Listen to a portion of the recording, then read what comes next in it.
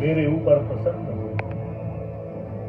कृपा करिए मुझ पर और प्रत्यक्ष मेरे सामने आकर दर्शन दीजिए मुझे।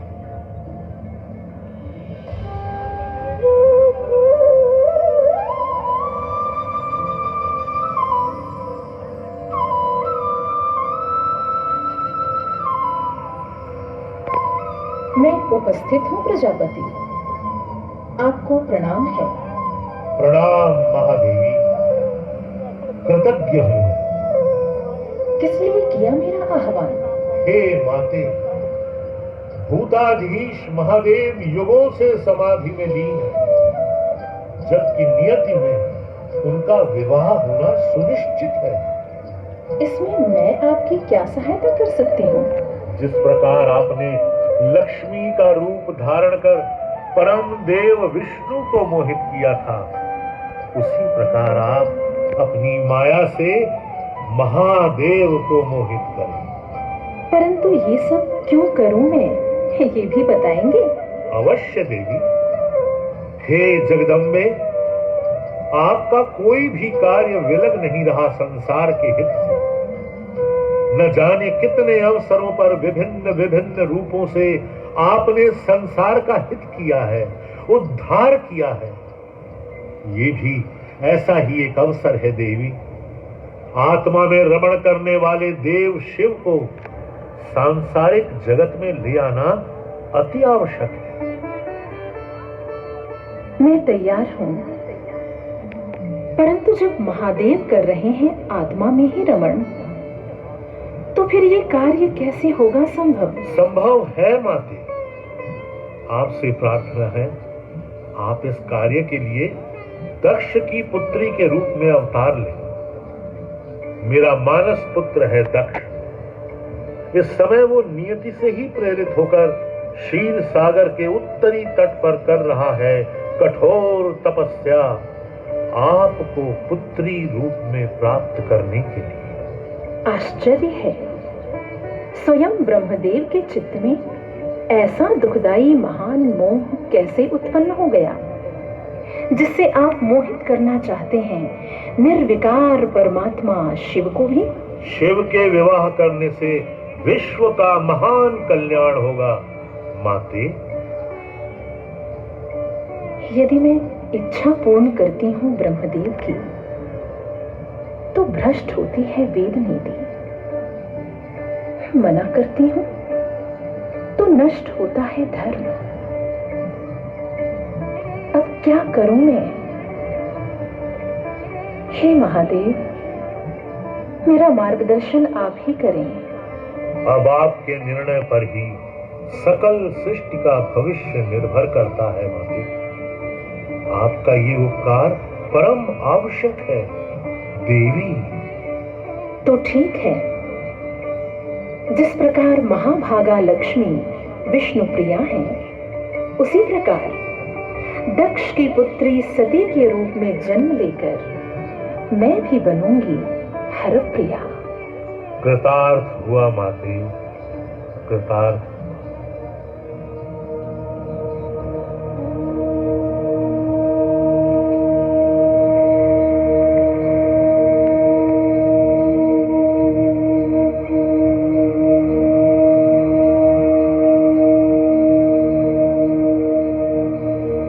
विशिष्टौ सृष्टिरूपा स्थितिरूपा च पालने तथा संहृतिरूपान्ते जगतोऽस्य जगन्मये महाविद्या महामाया महामेधा महास्मृतिः महामोहा भगवती महादेवी महासुरी प्रकृतिस्त्वं हि सर्वस्य गुणत्रय विभाविनी कालरात्रिर्महारात्रिर्मोहरात्रिश्च दारुणा।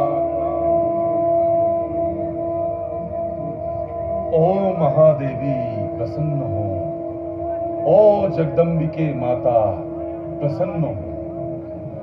3 सहस्र देव वर्ष पूरे होने को है मेरी तपस्या के। अब प्रसन्न हो जाइए माता, इतनी कठिन परीक्षा मत लीजिए। या देवी सर्वभूतेषु भूतेषु दयारूपेण संस्थिता नमस्तस्यै नमस्तस्यै नमस्तस्यै नमो नमः। नमस्तस्यै नमस्तस्यै नमस्तस्यै नमो नमः।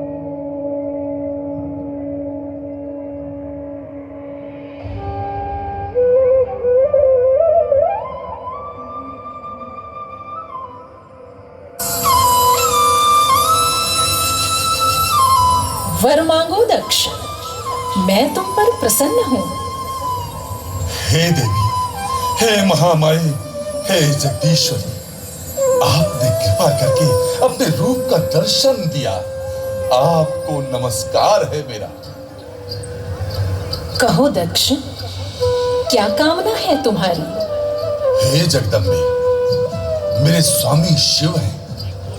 वे रुद्र नाम से ब्रह्मा के पुत्र के रूप में अवतरित हो चुके हैं, परंतु अभी तक आपका अवतार नहीं हुआ है माता। और आपके अतिरिक्त कौन हो सकती है उनकी अर्धांगिनी?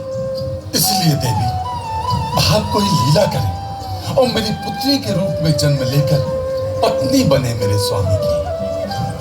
परंतु इसमें तुम्हारा क्या स्वार्थ है दक्ष? इसमें केवल मेरा ही स्वार्थ नहीं है माता, बल्कि तीनों लोगों के साथ ब्रह्मा, विष्णु और स्वयं शिव जी का भी स्वार्थ है।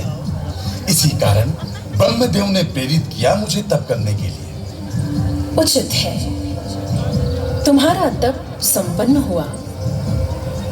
अब आरंभ होगा मेरा तप। आपका तप? आपके लिए तो ये साधारण सी बात है देवी। नहीं पुत्र, बिना तप के किसी भी उत्तम कार्य की सिद्धि नहीं हो सकती। तुम्हारी पुत्री के रूप में अवश्य जन्म लूंगी मैं, परंतु तुम्हें एक वचन देना होगा मुझे। आज्ञा दीजिए माता। यदि मेरा अनादर किया कभी तुमने, तो त्याग दूंगी मैं अपना शरीर। माता, यही सत्य है दक्ष। मैं सर्वथा स्वतंत्र हूं। स्वीकार है? स्वीकार है माता, स्वीकार है।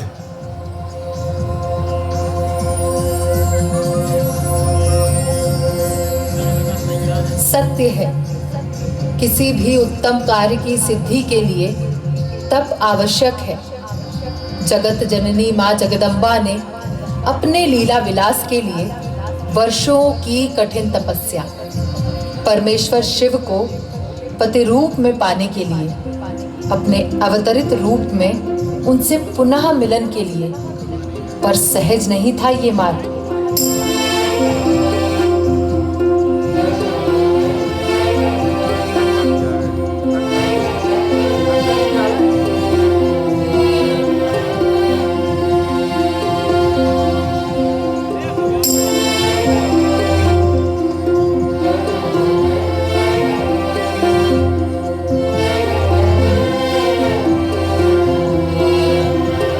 तालियों के साथ भगवान शिव का स्वागत करें। जोरदार तालियों के साथ स्वागत करें कलाकार।